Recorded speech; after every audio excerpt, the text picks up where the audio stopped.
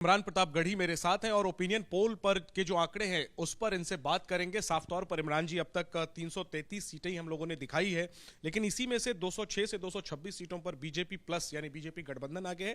Congress plus यानी कांग्रेस गठबंधन अभी भी 69 से 79 सीटों पर ही है।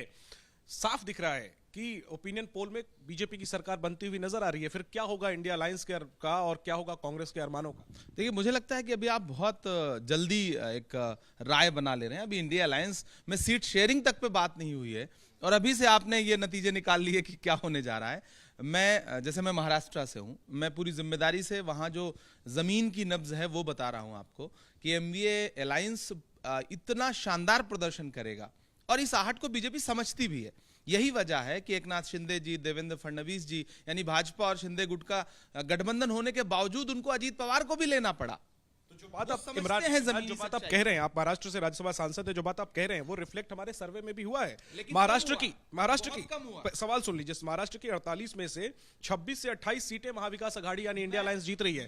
गारंटी के साथ कह रहा हूं, जिस दिन रिजल्ट आएगा इसे लिख के ले लीजिएगा, 40 से ज्यादा सीटें एमवीए अलायंस यानी इंडिया अलायंस वहां जीतेगा। लेकिन जो आपकी जन्मभूमि है उत्तर प्रदेश, वहां 80 में से 73 से 75 एनडीए जीतती हुई नजर आ रही है। 5 के नीचे सिमट रहे हैं आप सब लोग, बसपा तो 0 पर दिख रही है। मुझे हैरत है कि किस बेस पर, किस बुनियाद पर यह सर्वे आपने उत्तर प्रदेश में अभी से कर लिया। इस बुनियाद पर महाराष्ट्र में किया। महाराष्ट्र में भी आपने कम ही आंका है। महाराष्ट्र में आपको समझ में आ रहा है, एकदम ग्राउंड पे दिख रहा है। लेकिन उत्तर प्रदेश में जो नए समीकरण बनने जा रहे हैं, उत्तर प्रदेश में भी गंगा जी में बहुत पानी बहेगा, तो मुझे लगता है कि बहुत जल्दी है। अभी आपने बसपा को कहां आंक लिया, समाजवादी और कांग्रेस पार्टी के सीट शेयरिंग पे कोई बातचीत ही नहीं हुई है अभी।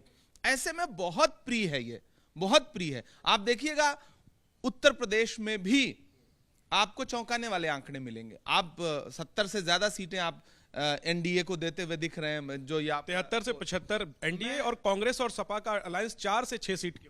आप आने दीजिए प्री अलायंस, इतना बहुत जल्दी। मैं तो कह रहा हूं ना, अभी गंगा जी में बहुत पानी बहेगा। उत्तर प्रदेश के राजनीतिक समीकरण आने वाले 1 महीने में बहुत बुनियादी तौर पर बदले। ये इशारा कर रहे हैं कि बीएसपी भी आने वाले दिनों में इंडिया अलायंस में शामिल हो सकती है और जिसकी वजह से आपको कॉन्फिडेंस है कि समीकरण बदल जाए। नहीं, पहली बात तो हमारा जो समाजवादी और कांग्रेस का अलायंस जिस पे बातचीत चल रही है और जमीन पे बातचीत हो रही है, प्लस आपके सर्वे के बाद बहुजन समाजवादी पार्टी भी नए सिरे से सोचना शुरू करेगी। तो मैं कह रहा हूं ना कि अगले 1 महीने में बहुत सारी चीजें बदलेंगी और उसका परिणाम जो होगा वो उत्तर प्रदेश में। निजी तौर पर आप मानते हैं कि बीएसपी को इंडिया अलायंस में आना चाहिए, आने से ही इंडिया मजबूत होगी, इंडिया अलायंस मजबूत होगी? यूपी जो भी राजनीति करने वाला दल, किसी भी क्षेत्रीय हो राष्ट्रीय हो, अगर वो डॉक्टर बाबा साहब भीमराव अंबेडकर के संविधान को बचाना चाहता है, उनके मिशन को बचाना चाहता है, तो उसको इंडिया अलायंस का हिस्सा बनना पड़ेगा।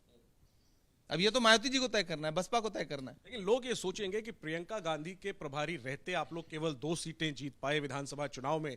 अब तो प्रियंका जी भी यूपी से चली गई हैं, अविनाश पांडे नए प्रभारी आ गए हैं। अब ऐसा क्या करने वाली है कांग्रेस कि आप कह रहे हैं कि सब कुछ बदल जाएगा और पानी बहुत बहने वाला है आने वाले? देखिए, तब सपा बसपा का अलायंस था, बहुत डेडली कॉम्बिनेशन था। हमारा एक बड़ा वोट बैंक इस उम्मीद में उस अलायंस के साथ चला गया पिछले लोकसभा चुनाव में, जो जिसको लगता था कि वो हरा रहे। तो जाहिर सी बात है, इस बार तो समीकरण बिल्कुल बदले हुए हैं और इस बार अगर ऐसा कुछ हुआ कि सब एकजुट हो गए तो आपको बहुत चौंकाने वाला परिणाम दिखेगा। इमरान, प्रधानमंत्री उम्मीदवार का जो सवाल है, हालांकि उसमें तमाम राज्यों में मोदी आगे ही दिख रहे हैं। राहुल गांधी को अनाउंस अभी तक ऑफिशियली आप लोगों ने नहीं किया है, तब भी क्या लगता है इंडिया अलायंस को एक प्रधानमंत्री का उम्मीदवार देना चाहिए? और खरगे जी का नाम उभरा था, तो क्या खरगे होने चाहिए, राहुल गांधी होने चाहिए, कौन होगा? देखिए, लोकतंत्र में मेरा मानना है कि नहीं देना चाहिए, क्योंकि तमाम जो क्षेत्रीय दल हैं सबकी अपनी अपनी लोकप्रियता है और यही लोकतंत्र के लिए अच्छा भी है कि संसदीय दल की बैठक हो और उसमें चुना जाए जिसको भी नेता चुना। हमारे सर्वे पर तो आप सवाल उठा रहे हैं, आपका अपना आकलन क्या है? इंडिया गठबंधन कितनी सीटें जीतने जा रही है आने वाले लोकसभा चुनाव में? क्योंकि बस अब हर जगह ये चर्चा होने लगी है। पहला ओपिनियन पोल है एबीपी का और उसमें बीजेपी आगे है। आप खुद को कहां कितनी सीटों पर पा रहे हैं पूरे गठबंधन? जी, मैं पूरी गारंटी के साथ, जिम्मेदारी के साथ ये कह रहा हूं कि काट की हांडी 2 बार चढ़ चुकी है, तीसरी बार नहीं चढ़ेगी।